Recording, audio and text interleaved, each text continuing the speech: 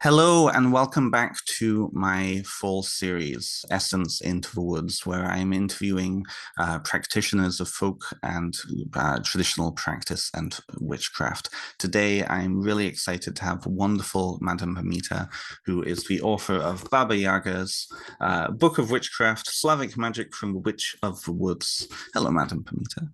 Hi, I'm so happy to be here. Welcome. So, for those who don't know who Madame Pamita is, she's a teacher, candle maker, spellcaster, tarot reader, and Ukrainian diaspora witch. She is the owner of an online spiritual apothecary called Madame Pamita's Parlor of Wonders. She hosts two YouTube video series, Candle Magic Class and the weekly Magic Q&A Tea Party, which is excellent. I've seen a lot of those episodes. They're really, really good. Madame Pamita is also the host of the Magic and the Law of Attraction podcast and the author of the Book of Candle Magic, and also this book, and also one coming out in September, which we will get into and plug. So again, welcome to the show. Thank you for coming. Thank you so much. And I also have another podcast, believe it or not. I'm insane. I have two podcasts. So I have a second podcast called Baba Yaga's Magic that came out before this. I think it was right before this book came out. So that one is there. So if people are interested in Slavic magic, they can find me there too. Is that all on your website? I don't think I saw that on your website, but I was also like skimming really, really quick. Yeah, it's up on the website, but my website is like I call it the octopus of my nightmares because I have so many things going on. There's so many different branches. I'm like, how do I get people to where they need to go? So there's a lot on my website. Yeah. You're forgiven if you didn't spot something. No, honestly, I feel the same way. I have a whole flow chart behind me right now of my life. It's true, but it's a beautiful website. It's stunningly very nice, and I think that speaks to all of the aspects of your practice, but they're all integrated too. Absolutely, yeah. Yeah, I mean, when it comes to magic, I kind of feel like a polymath. I have lots of interests and have had since I was little girl, and so and lots of experience that I love to share. And my super passion is teaching. I love teaching magic, and writing books is one way of teaching. And then I have workshops and classes all the time. And so, yeah, so there's lots going on at the Parlor of Wonders all the time. Wonderful. I love that. I love that so much. So, with that being said, I mean, that's the view of it now. Let's talk about how you got there. Anybody who already knows you know you have had quite a robust and vibrant spiritual past, and particularly your connection with hoodoo originally. Can you give us a sense of kind of how you got started in witchcraft and magic, and bring us up to date? Yeah, so we have to start at the beginning. So I grew up in a household where my mother's Ukrainian, my father's English, Scottish, and so my dad, it was a very kind of old traditional kind of. My dad went out to work and my mom was a homemaker, so I was very close with my mom. I was with her all day, every day, and we were Catholic. We were going to Catholic church, Roman Catholic Church, but we had these incorporated folk magic things within that sphere. It wasn't in conflict. And you have to remember that really, honestly, I've been around long enough to remember this, up until the 80s, magic and witchcraft were kind of seen as like, oh, that cute, quirky little wacky thing that you do. And then we had the satanic panic from the evangelicals here in the States in the 80s. And that really shifted things. So prior to the 80s, if you had tarot cards or a Ouija board, it was considered like a little game that you had. Astrology was in every newspaper. These things that we're experiencing even more now, where everything is evil, satanic, bad, wrong, and so on, didn't really exist. We also had, the 60s where their flower children, flower power, and all of the hippie movement opened up a lot of occult things. So in my household, I had a Ouija board, I had the old, very unfortunately named Gypsy Witch fortune telling deck. We had all these kinds of games around, and it was no big deal. Yeah. So when I was 10 years old, my family, we went to Salem, Massachusetts on a vacation. And my mom took me into the shop and she's like, pick out a souvenir. And I picked out a miniature Rider-Waite deck. in Lori Cabot's shop. It was the only witch store in Salem in 1974. So I picked out this little tarot deck. I got home and I started looking through and playing with it, but not obviously wasn't a prodigy, wasn't doing readings, but just playing with them like paper dolls or pretending to do fortune telling and all of that. So I grew up in a household where magic was not forbidden, spiritualism was not forbidden. It wasn't taught to me per se, but my mother did tell me stories about my grandmother doing these magical things, like using a doll to get her well when she was a little girl, or doing wax pouring in a bowl of water to heal someone, and all of these things. So I grew up with these stories, but not having any context, because you have to understand that in not only was there the diaspora experience of being out of the country where your native practice happens, so you have no context. I was in Los Angeles, where there's not a lot of Ukrainians in Los Angeles like there is on the East Coast. My mom's from the East Coast. So we had very little context for these things and no information about these things. So I just got these little fragmented stories. So fast forward, I'm a teenager. I'm starting to, anything I can find on tarot, witchcraft, anything, which was very little at that time. I would go to the library, I'd look in the paranormal section, I'd read about ghosts, I'd read anything I could find, right? UFOs, all of it, I was just absorbing it. And then in my 20s, I began practicing with a Dianic Wiccan group here. So all women, goddess oriented, huge coven of women. And I began learning what I would consider real witchcraft versus me dabbling as a teenager. So that was the beginning of that.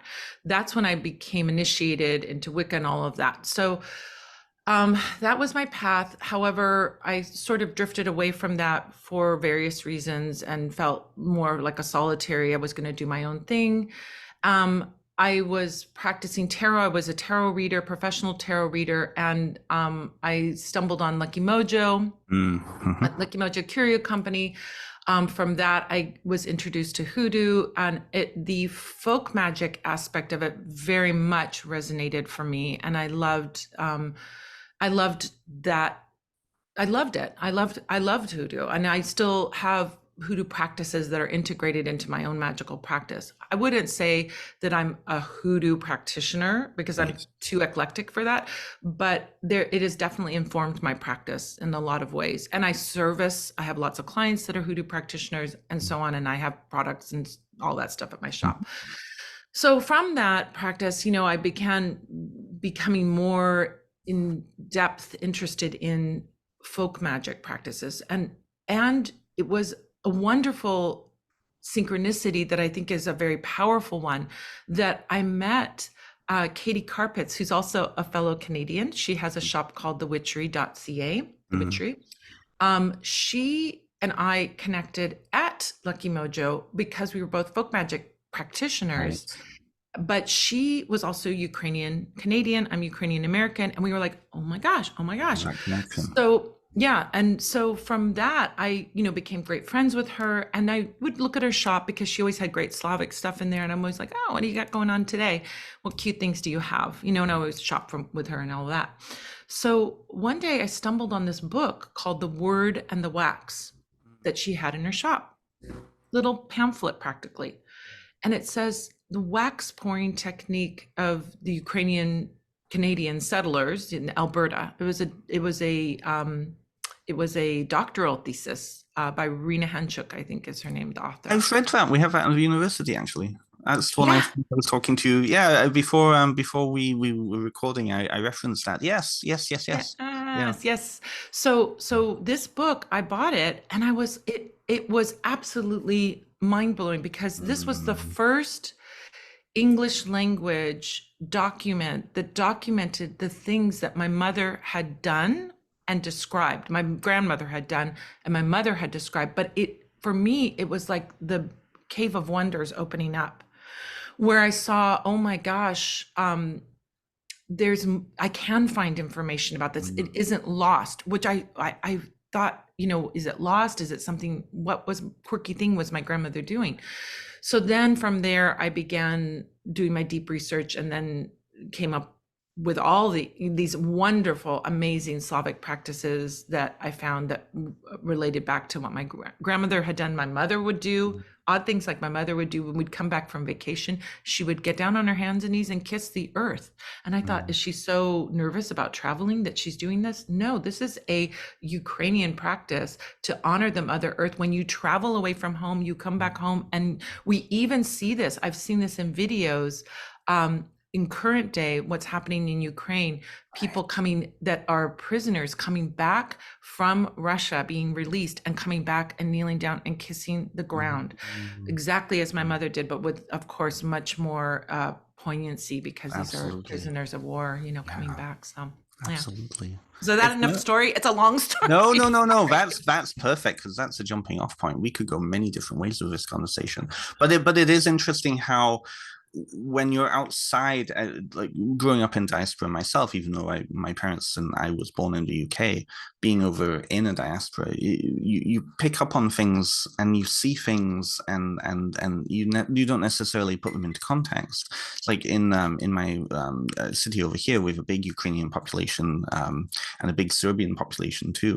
I'm pretty sure I've seen that being performed at the Ukrainian church, at the threshold of the Ukrainian church. Yeah, that's fascinating. So when you put that two and two together, especially coming from a kind of a mixed background, you've got the Ukrainian heritage and you've also got the English-Scottish heritage. You also had a bit of a synthesis there. You started to recognize cross-culturally there were similarities, right? Yeah, can you talk a little bit about that? Well, one of the things I love, and as a amateur folklorists that I talk to in magic community, we get so excited when we discover these commonalities, these things that we share that make us more alike than different. So one example of that is in Ukrainian healing practices. So, the wax healing method is one method, but there are lots of methods. Herbal remedies, fortune telling can also be a part of this practice. And one of them is called, what translates to egg pumping, meaning the egg is pumping out something. It's rolling an egg over someone's body to remove negativity. Well, where do we know that from? Of course, this exists in curanderismo. This exists in strega magic and Italian magic. We see it all over the world in various forms. It's a slightly different over here. It's slightly different over there. And I always say it's a little bit like, you have pasta in China and you have pasta in Italy. They're both pasta, but they're a little bit different flavors. I think of that being like that. And we find that we have these wonderful commonalities that connect us more than they divide us. We each have our own flavor, just like food, but they are like discoveries that we go, oh my gosh, we do that too. And I love that when that happens. And I've had that with many folk magic practitioners of lots of different traditions. It's really, really lovely.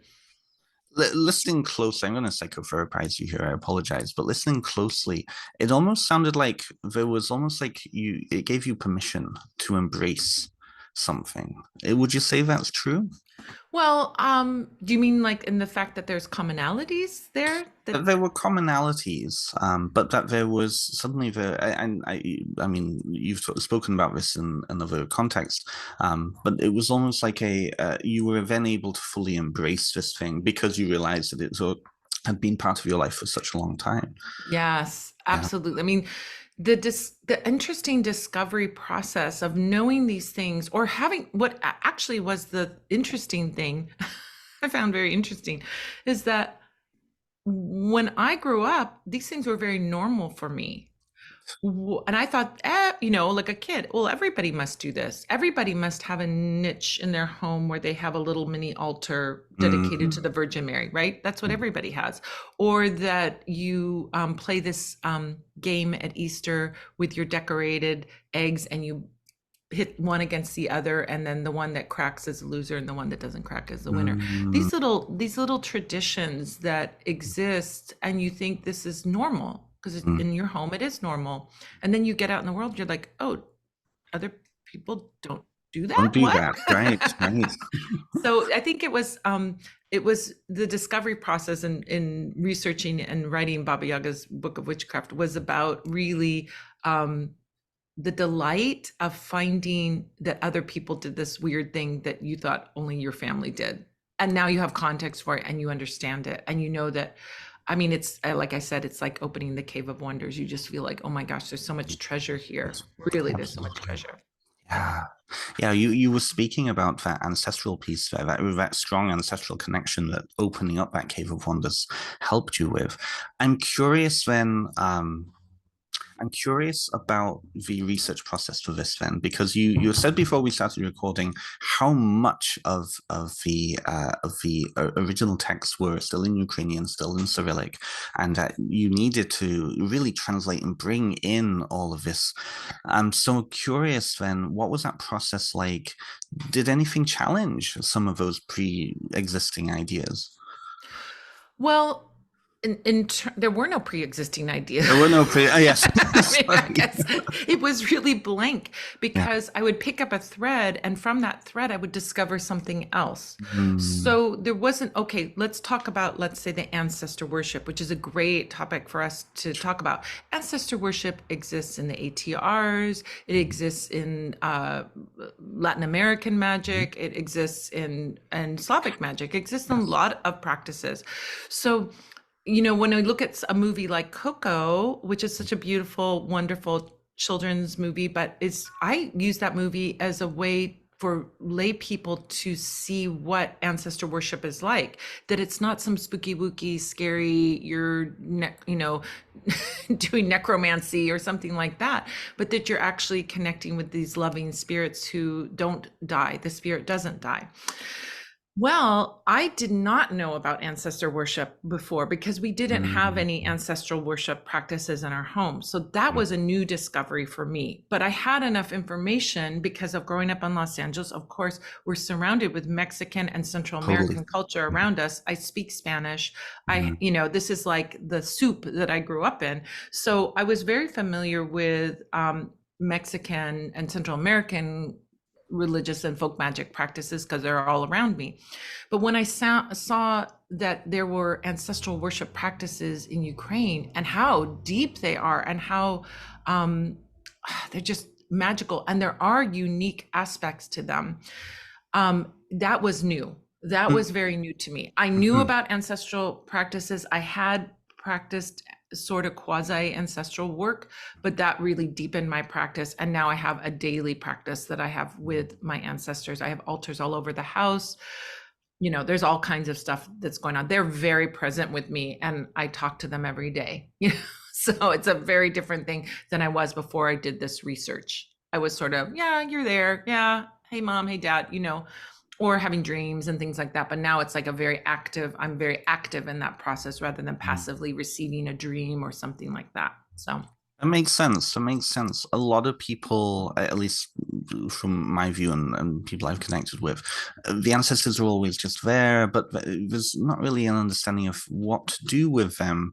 Because I think a lot of neo-paganism, a lot of magic is focused on practice, practice, practice, practice. And so without that practice there, the relationship is lacking. At least that's the assumption we're making, right? Absolutely. Yeah, you said that it was unique, that there were unique practices. What are some of the practices that you do? If you're allowed well, to talk about them, of course. yeah, I have a daily practice where I share my coffee and my breakfast with my ancestors. I have a special altar for that. Oftentimes the cat will go up and eat the offering, but Right. I figured they're sharing with the kitty cat. Um, the there's some very unique things that were introduced to me. So as I was doing this research, one of them though is the practice at the holidays. There are specific holidays in traditional practice where you invite the ancestors. One of them being Kol Yada, which has now become conflated with Christmas. So it's the winter solstice holiday Kol Yada, but it's now practiced and part of the Christmas holiday cycle. But what happens is you create a what is called a diduk, and a diduk is uniquely Ukrainian. This doesn't exist in any other of the Slavic countries. It's a sheaf of wheat that you have reserved from your harvest that's like the best, or sometimes it's the best sheaf of wheat, sometimes it's the last one, sometimes it's the first one. It sort of depends on the local tradition, but there is a sheaf of wheat that is brought in on Christmas Eve, and this is the home of the ancestors while they are visiting you during the holidays. So now we can, get these very decorated ones, but traditionally it was just a sheaf of wheat that was tied up, and it was set on in the eastern corner in the home altar, and it was there. You would offer food in front of this, and there was a special food called kutya, which is a wheat porridge with honey and poppy seeds, sometimes nuts and fruit are added to it. And that is offered to the ancestors during the holidays. Then when the whole cycle of winter holidays is done, you take the wheat sheaf out to burn it, to release the ancestors to go back to paradise. So it's like your family comes home for the holidays. And this is such a beautiful practice. And I'm so fortunate that I have a fireplace in my home, and there's a lot of fire magic in Slavic magic, and I can do these magical practices. So I brought my wheat sheaf in. I didn't grow the wheat, I bought the wheat, but I bought the wheat sheaf in. And then at the end of the holidays, I burned it and released them to go back. But that's one example of a very unique, very different concept. Another one is there are dolls called motanki. This my grandmother did do, and my mother told me about this. So a doll is made, a puppet is made by winding, and it is unique. It is not like any other puppet practice that I know of. Probably the closest thing is the Nkizi dolls in Africa that are houses of the spirits. Those are the only other dolls that I know of or I'm familiar with that are houses of the spirits. And these dolls, these motanki, are houses of the spirits. So you would make this doll to invite your ancestors to inhabit it temporarily. The doll is not haunted. Yeah, very important. It's not haunted. It's not capturing a soul. And in fact, you make no face because the face is believed to capture the soul. So you have these faceless dolls that are the homes of the ancestors. And that is a very unique practice. And it is used to bless, protect, to remove disease from the home. There's all kinds of practices with the motanki. So that's another ancestral practice that I knew, like the story I got from my mom was when she was a little girl, her mother made a doll, put it in the bed with her. She was very ill. Then the illness went away and the doll went away. And I'm Right. like, Okay. that's the story I got. So there was no context of magic or what was happening. But from those little fragments, when I discovered motanki, I was like, oh, that's what she was doing. That makes That's sense. what she was doing. Yeah. So there's an example. Oh, that's a beautiful example. I like already from thinking about it, that's already challenging some of my pre-expectations. I think at least in the circles up here in neo-paganism, we tend to conflate Russian and Ukrainian cultures, right? And so I know in Russia, like the domovoi is often seen, the house spirit is often seen as an ancestral figure of a domovichka, but in Ukraine, that's a beautiful tradition. Wow. Well, we have a domovik. Domovik is the same thing, the house spirit. It's an ancestral house spirit, and it's often described as like a positive male ancestor. He's a little guy. In fact, we made a domovik candle.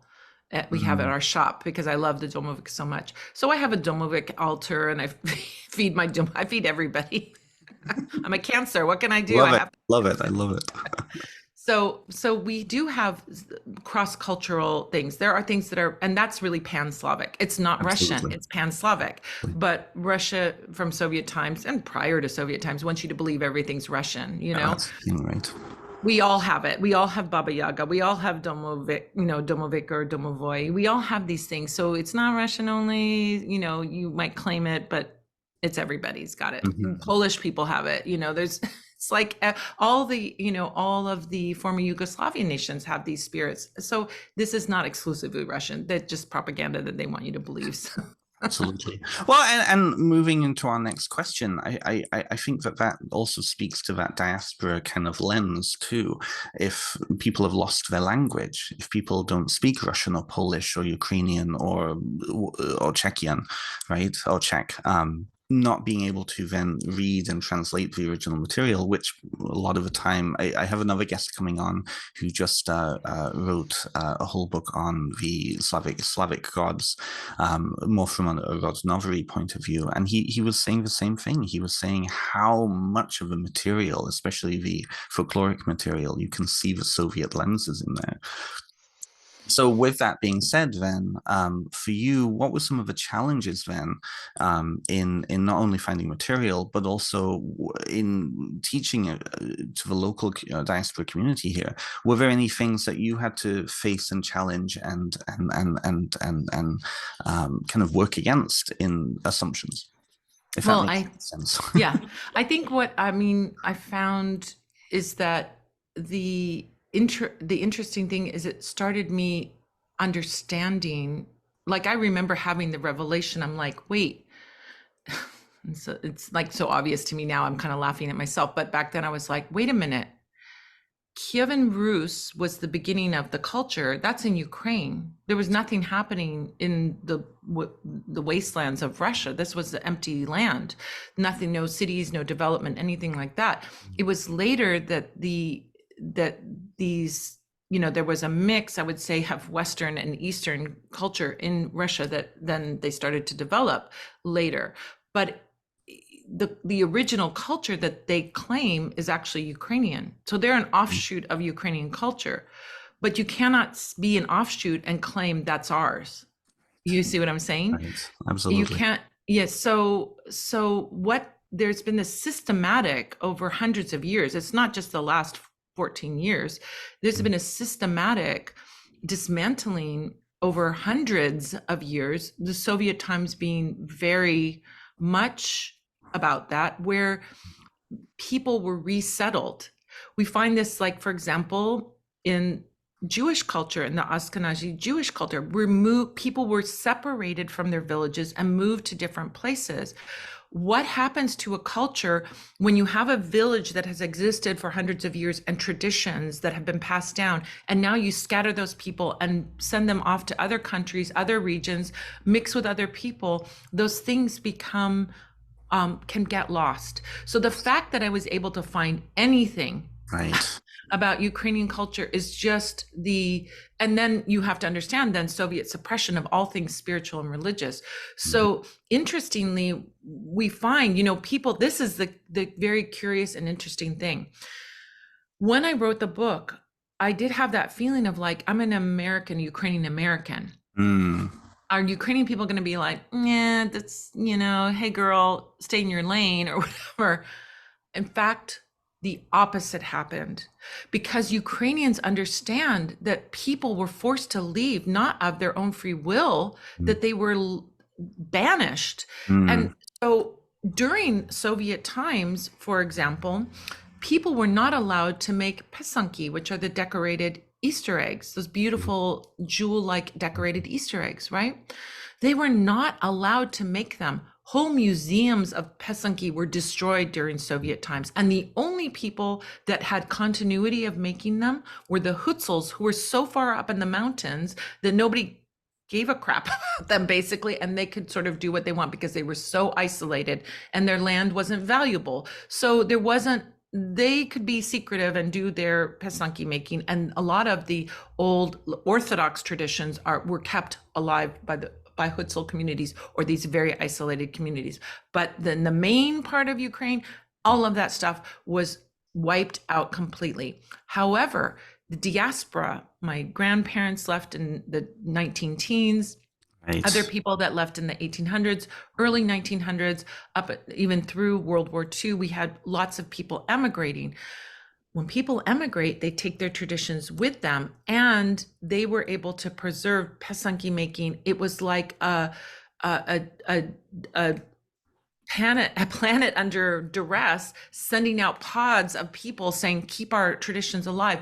So while there are things that may have evolved from that diaspora, like once you are out there. Now you have to work with what you have where you are.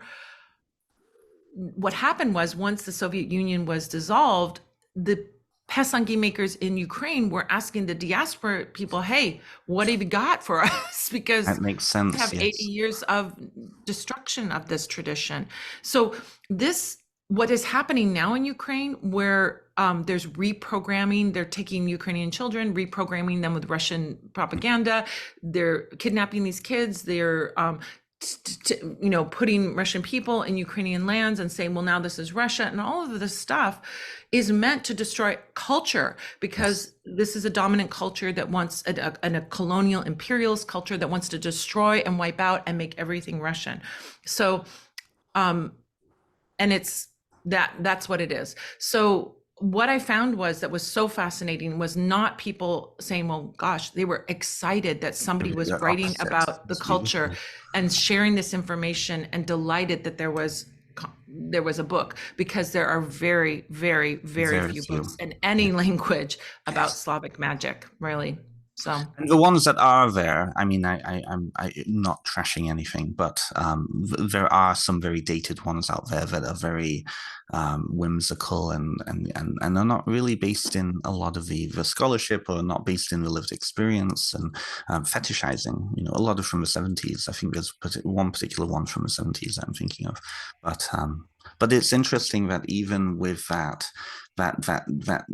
relationship is still there. I love that. I think I think a lot of diaspora communities, I'm speaking more for the Celtic diaspora community here, but a lot of the diaspora communities believe and look at the homeland as some mythical, magical place where all of the traditions are still alive. And that's not true. A lot of European traditions are on the verge of dying out because of either colonialism, because of war, because of all sorts of different things. I know in Nova Scotia, a lot of folklorists from the UK and Scotland are are very interested in those preserved practices. So that's beautiful. That's wonderful. So as you were speaking, it occurred to me that one of the aspects of your book that I haven't heard many people ask you about is, first of all, the structure. So, I mean, it is beautiful information in it, but I think we need to focus on the structure here because of that diaspora piece. What you've done essentially is you've created a paracosm, you've created a world through the story that anybody can enter into, and it becomes the landscape that they're walking around as part of that story. I picked up on that very particularly, and that was beautiful because it's such an effective way for people who are not in the landscape that these stories originated from. What was that like for you to sit down and organize that? Because you could have taken this book many different ways. Why this way? well, initially, my plan with the book was I was going to have a chapter about describing Baba Yaga and saying who she was, and then a chapter about this, and a chapter about that, and a chapter about the other thing. But Baba Yaga, or Baba Yaga, or whatever, she's all over Pan-Slavic, again, not Russian, Pan-Slavic, and she has lots of names. But Baba Yaga is the one that most people know. That's the one that became popular because Alexander Afanasyev, who's a Russian author, who's very copied the Brothers Grimm in going Yes. and collecting this folklore and publishing it. He was the first one to really sit down and compile these stories that contained her as a character.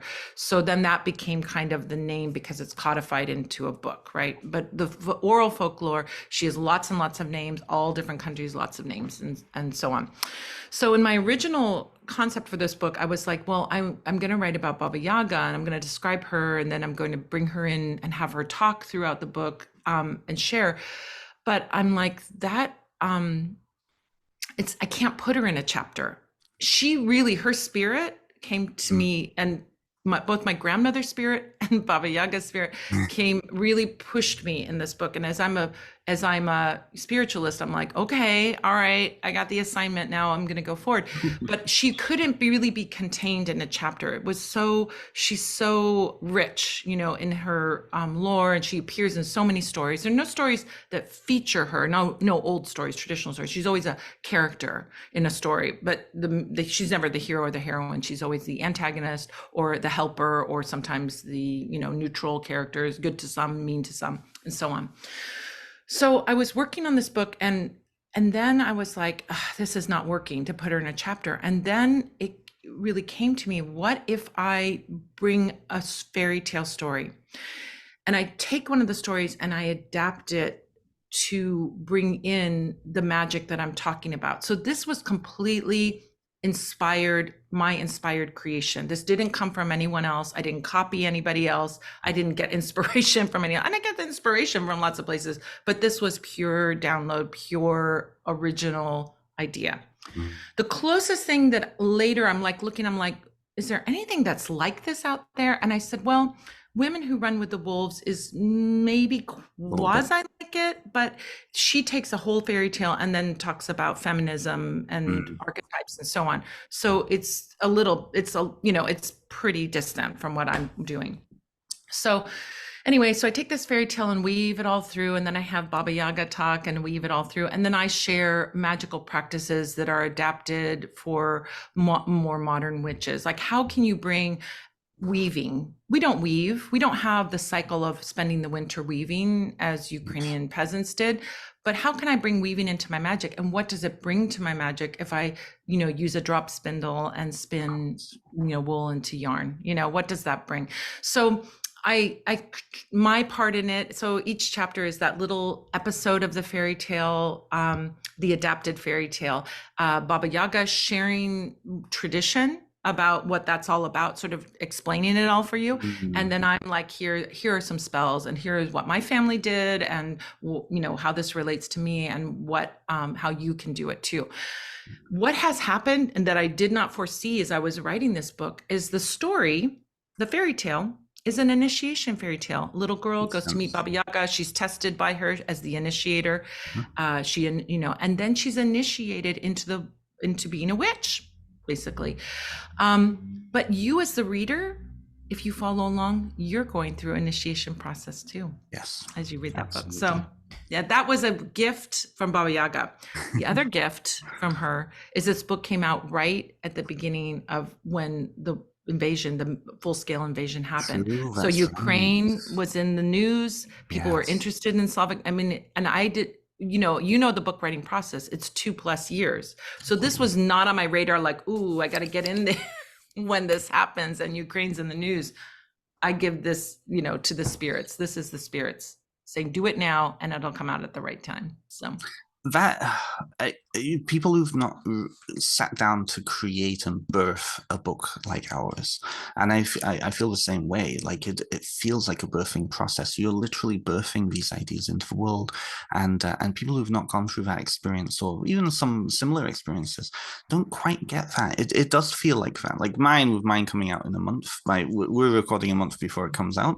I just wanted it, like, I'm ready for it to go to college and go away and not be in the house anymore, But it's a very shamanic process. You're absolutely right. And I think with that, now that you've mentioned that, because I didn't want to put that word on there, but it felt like that as I was reading it.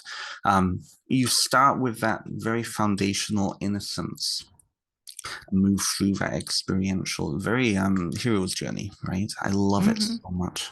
I love it so much. So then, kind of tying into that, then people are reading this book, entering into this story, entering into this landscape. It's not connected specifically to Ukraine as a physical location. It's Ukraine as not a mythological place.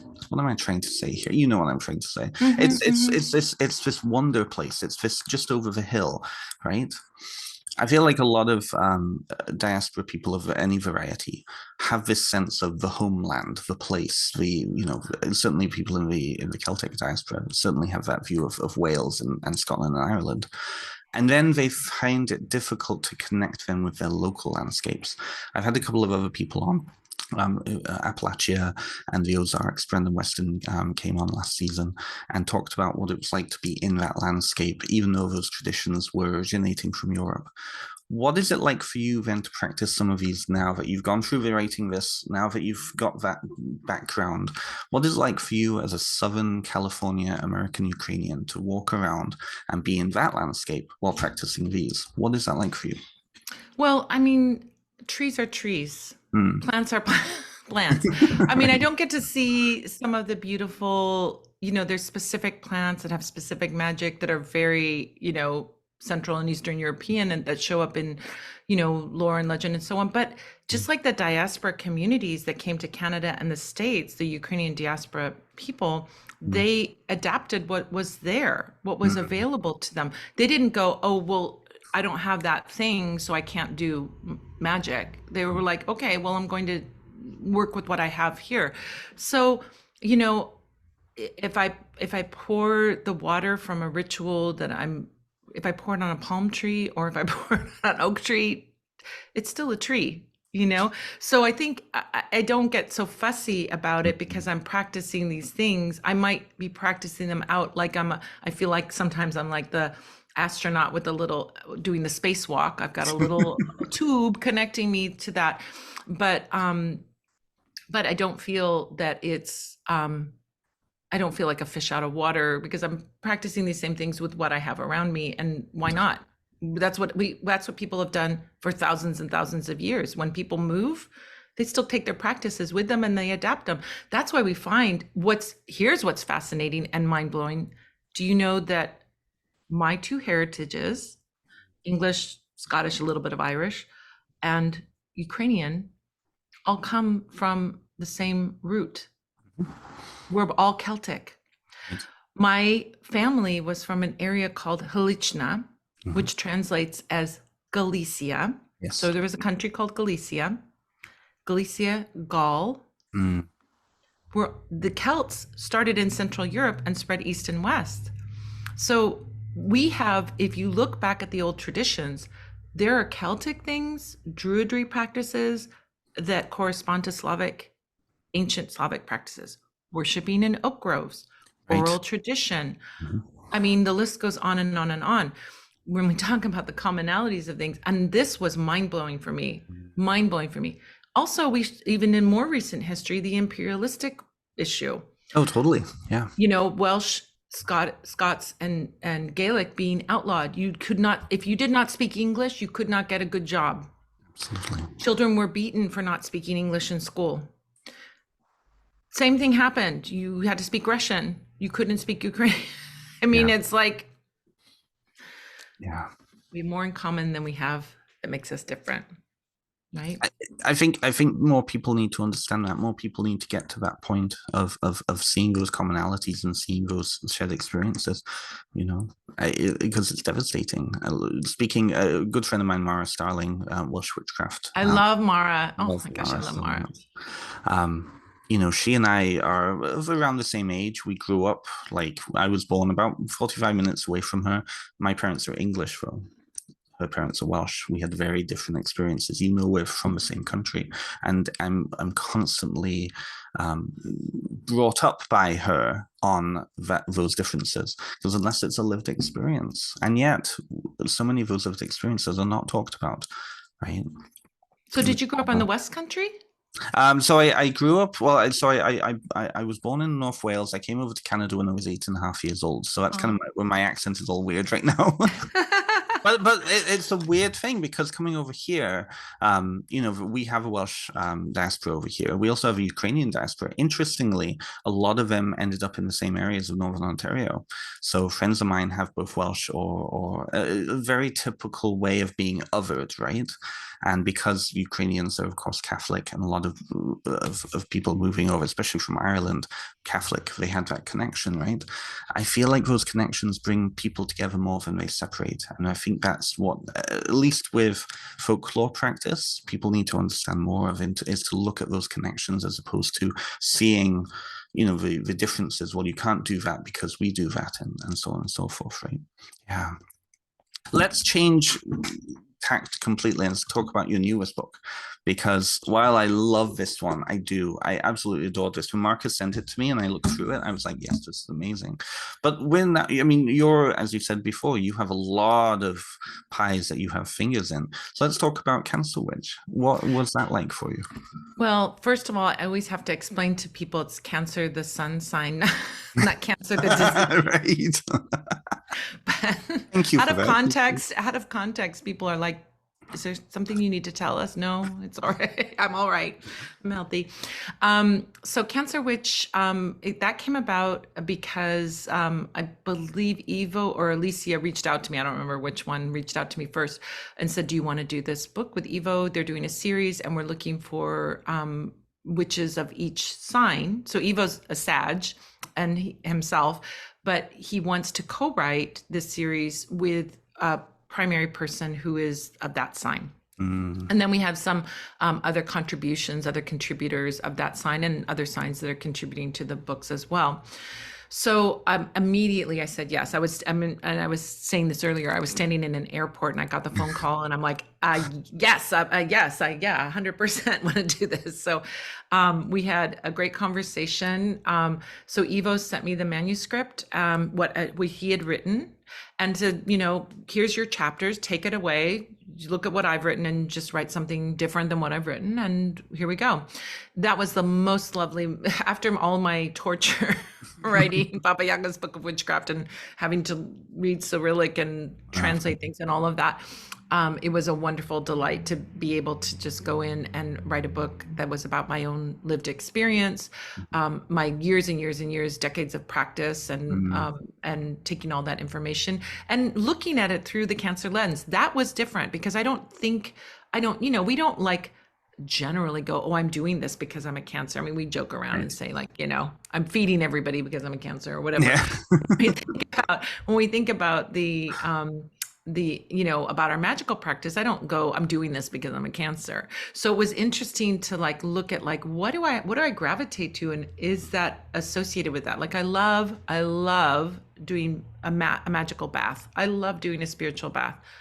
I'm a Cancer, of course I love doing a spiritual bath. I want to be in that water. This is like my happy place, So I started to look at things through that lens of like, oh yeah, I do that. Oh yeah, that makes sense. Yeah, that makes sense in terms of my sign, and sharing a bunch of practices that Cancer witches will love as much as I do. That's what I hope, at least. I'm really looking forward to seeing it. I'm a Virgo, so I'm not connected to Cancer at all. But I seem to gravitate towards Cancer people in my life. So yeah, it's we're funny. natural friends. I have tons of Virgos in my life. Chris Honoreo, who works at the shop, is a Virgo. I've had Virgo relationships in the past. I love Virgos. So we have, there's a natural kinship between earth signs and water signs. It's lovely. And I say with these books, what's interesting is I've seen the manuscripts for some of the other ones as well. I get a little sneaky peek. But if you have a rising sign, a moon sign, or one of the big three in that sign, it's worthwhile reading the book for that sign as well.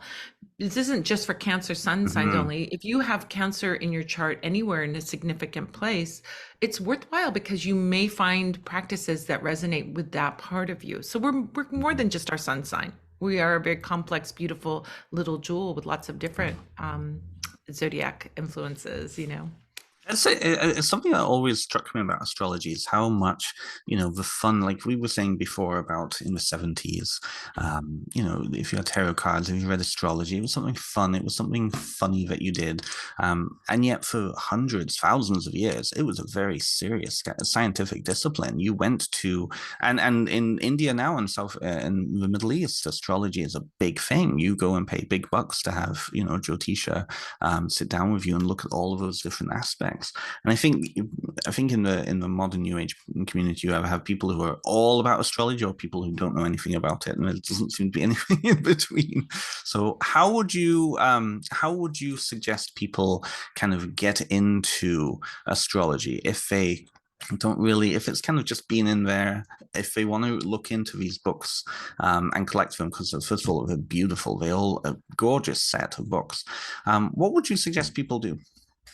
Well, I think, first of all, I think there's a gate that happens with astrology, and that's newspaper horoscopes. Right. Newspaper horoscopes are general. They're varying degrees of accuracy or varying degrees of applicability to our lives. It's like, make sure you do business today. Do good businesses. Business contracts are good today. I mean, it's like maybe that helps. In a magical sense, it can certainly help, but it's a bit broad and general. So I think some people when they look at a a horoscope on a newspaper, or not, does anyone have a newspaper anymore? Horoscopes online. And they look and they go, oh, it's really general. And they don't, I think that sort of makes people poo-poo or sort of brush aside astrology as hocus pocus, silliness, right? But I would suggest getting a chart done. And I'm not going online and just getting the free chart with the computer, output. This is why I say tarot reading is not something that a computer can do, because there's no intuition involved. It's fun and entertaining to go into a computer and have a tarot reading.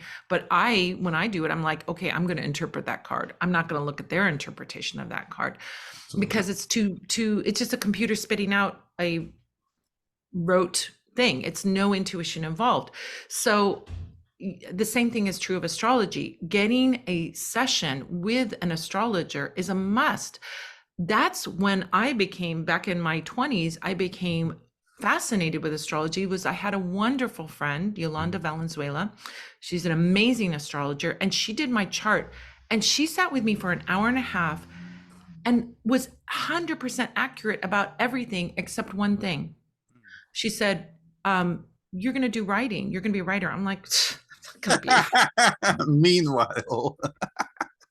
So her one inaccurate thing turned out to be accurate after all. She was my friend. I'm like, I'm not going to write. I'm not going to write. What are you talking about?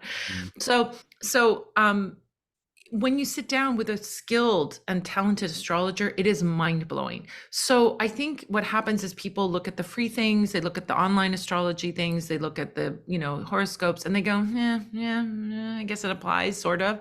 But if you actually sit down and have a gifted astrologer sit with you, it is the same as having a gifted tarot reader sit with you. It's not like looking something up in a book or doing that. You need to have this human equivalent, this human quotient, this part of the quotient, this human element. That's what I was looking for in this. So looking for that human element. That's why I say we can have all the AI in the world, which I think is not the best, but that will never replace real spirit in work. So what we're going to find, and what I hope happens is we have a system where if something is created by AI, it has to be said, just like when we have produce that's made with genetically modified ingredients, they have to say on the labeling. And I think that needs to be said on any product that's made, this was made with AI, because it is lacking spirit. You cannot, a computer cannot make spirit. A computer cannot kick out a reading because it is lacking intuition and spirit.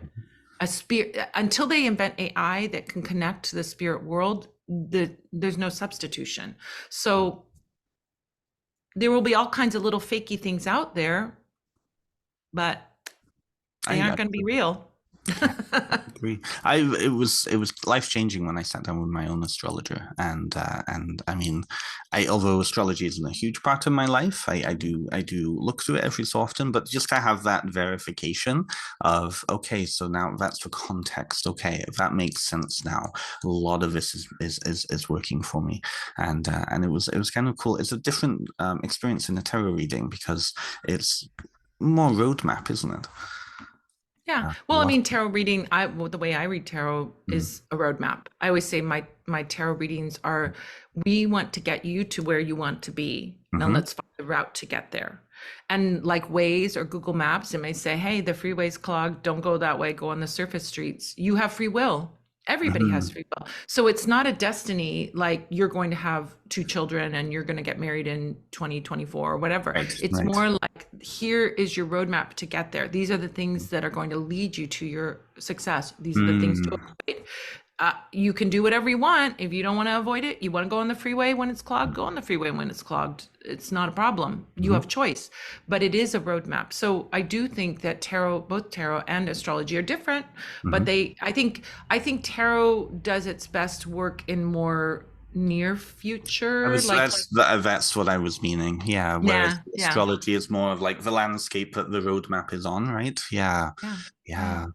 And it's very applicable too. I'm noticing a lot more astrologers start to bring in things like geomancy. I know a couple of people who have started to work with that, and even to looking at products now. You sell astrological products, don't you? Like SARS. I'm pretty sure I saw that on your website.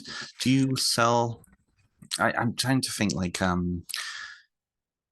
I honestly don't know what I was We had thinking. Astro Dice as one of my, it's my full moon. Every full moon and new moon, we have Mm, a spell or a project. I would call it's like it's spell of the month club. So we mm, have, and the new moons we do candle magic. And so mm, I create spells, candle spells with lots of extra herbs and oils and different colored candles and context for it for each of the new moons. And so we focus on something that's aligned with the energy of that mm, astrology of the new moon. So I do work with astrology in my magic all the time. On the full moons, we do things that are non-candle magic. So the one that's actually coming up that will be passed by the time this is airing is Astro Dice, which is such a mm, fun, playful way. Now, I super gravitated toward this because it's a divination system. It brings in knowledge about astrology. So if you are beginning with astrology and you're like, I'm curious about this, but you want to play with it and have fun, mhm. this is a divination tool. It's basically like 12-sided Oh dice, yes. 12-sided Okay. dice, just Hmm. like Yeah. just like D&D dice. And I Hmm. am a D&D player, so I'm very familiar with this. It's comfortable for me. And there's one that has the houses, so it has 1 through 12. There's one that has the astrological signs, and then one that has the planets Mm, and the yes, I've nodes seen and things these. like that. Yes. Yeah. And so by throwing those dice, you can actually do a reading by deciphering, and I have a list of the things that they mean and Hmm. put it all together. And now you have the answer to a question. It's Oh, that's wonderful, that's kind of neat. I love but that. it's playful. It's a playful way to get, involved in astrology in a different way that's not astrology. It's not astrology, but like for people memorizing, like what are the qualities of the different signs or what are the different houses again? That was always the Mm, tricky one for me. What are the different houses? But now if you start playing with it, it'll just come naturally after a while and you'll start to learn and enjoy. So it's a fun little tool, but it's definitely a divination tool, and it's something absolutely. that will introduce, people to astrology. So yeah, that's a And, fun and hobby. and that's the key piece is actually stepping in and doing, as opposed to kind of just looking at it from afar. Actually doing and playing and learning that way, right? Yeah, Yeah. absolutely. Oh, that's cool. Unfortunately, this is going to come out afterwards after that. But what's coming up for you next, then? Let's talk about some of your upcoming projects. What do you have going on? I've been teaching and teaching and teaching like crazy. So I have, oh my gosh, so many fun things happening. So I have my what I call my first Sundays witchcraft workshops, which are based on just general magic. Like I have, we're doing pendulum, but diving very deeply into the pendulum beyond the yes and no of a pendulum, how you can use it for diagnosis, how you can use it Mm, for finding lost items, how you can use it for spirit contact, and all kinds of things. So it's like taking your pendulum to the next level. What can you do with it besides yes and no questions? So that's a class that I have coming up. So those are my first Sunday witchcraft workshops. I also have a series of classes that I'm doing on Slavic magic through Catland Books in New York, both online. I'm teaching, I just taught the Vili Vadi Vis class, which is the wax pouring class. We've got Slavic water magic, the peach, the winter cycle of holidays, and all kinds of other fun things that are coming up. That's through Catland Books. mm, I also have classes that are on demand video classes. So for people that awesome. want to just take it in small little bites, they're broken up into like 5 to 10 minute segments. You can take it at your own pace. You have lifetime access. So you can go as slow as you want, as fast as you want. You can take it in the middle of the night. You don't have to Mm, worry about having an hour-long video or 2-hour-long video to watch. You've got these nice little segments and you know where you stopped and you can pick it up anytime. mm. So those are existing. Um, and what else is going on for me? I think I'm sure there's something I'm forgetting, but oh, and then I'm doing all kinds of other things. I mean, like I have a coven. I call the coven. It's my Patreon. I have a Patreon. So if you go to Perfect. Okay. coven.vip or patreon.com/ Madam Pamita, that's like wonderful interactive things that you can do with me. Mm, Lots of different levels. We also have something that we're doing called the Magical Mystery Marketplace. It's a live stream that happens on Sunday evenings, and that is like witchy QVC. So we're doing lots of fun, having lots of fun, developing new candles, new spell kits. I'm planning, we're at the end of July as we're recording this, and I'm planning out 2024, like what are the spells going to be? What are the different classes going to be? So as you know, we plan ahead. Well, we have to, right? No, we have to. That's fantastic. And so you're on all the socials. I've seen you on Twitter. I've seen you on X, whatever it's called at this current point. I've seen you on Facebook, YouTube. I'll put all those links down below. What's the best way that people can reach out to you? Well, I have a website called Parlor of Wonders, spelled the British way, Parlour, because I'm fancy like that. So that's what Americans think when you spell British way. It's fancy.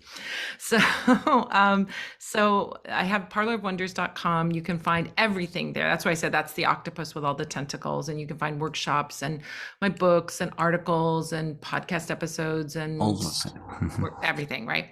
On all my socials, I'm always Madam Pamita, no spaces, no numbers, no extra letters, no underscores or anything like that. So if you don't get tricked by those little tricky things that they do, it's always just Madam Pamita, all one word, no spaces. So they can find me on all the socials. I'm very active on YouTube. I'm very active on Instagram. The other ones I kind of pop in and out of, but those are my two main ones. Now I'm starting to do a little more TikTok, which I know I'm late to the party. I can't TikTok myself. I just that's what I said for many years. But then what happened was I'm now doing these live streams, and I want to also be able to stream to TikTok. So I have to get to 1,000 followers. So follow me, please, so I can live stream on TikTok. So so that's going on. And so I have a lot. And listen, people say like, how do you do all these things? I've got a lot of amazing help. I mean, the crew at the Parlor of Wonders is like, they are amazing. So we have, and also not just amazing in that they're helping me or helping the business, but that they are amazing in their own rights. These are amazing, wonderful, talented witches that I have surrounding me. Chris Honoreo, the Love Witch. We have Miss Kelly. We've got all of these wonderful witches. Chelsea the Oracle Bomb. We've got Romy Bo. We've got all, and everybody has their own unique talent. So it's like this wonderful group that we have that we work together. So that's really how I get all this stuff done. Is that I have wonderful people around and helping, and here we are. So. Yeah. Well, that community focused, right? We don't need to be solitary practitioners. We don't need to be solitary business people anymore. We can have those communities and have our cake as well. That's beautiful. I will make sure that all of those details are put down below.